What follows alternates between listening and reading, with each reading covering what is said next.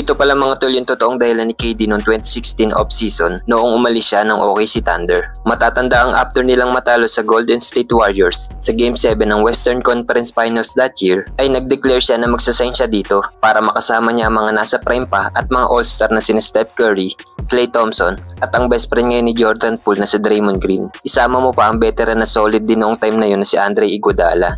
Agad naman ito nagtamo ng sangkatutak na bash, lalong-lalo na ang mga diehard fans ng OKC Thunder.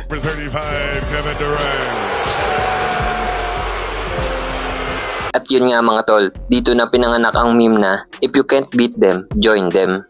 Halika't panoorin natin ang kanyang pahayag regarding sa paglipat niya noong time na yun. Factors into why I wanted to leave OKC, and majority of it is I wanted a new experience, I wanted to play a different way, a different style. I wanted to live in a different city, experience a different life in a different city. That's all I knew was OKC.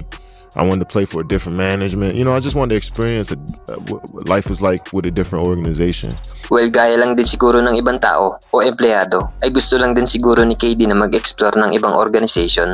Yun nga lang nagkataon na sa Golden State Warriors siya na trade, even though kakatalo lang nila sa mahalaga pang laban na West Finals. Kaya naman ganoon na lang siguro ang galit ng mga OKC Thunder fans sa kanya. Kayo ba mga tol, anong masasabi nyo dito? Magkomento lang dyan sa ibaba at babasahin natin yan. Maraming salamat po.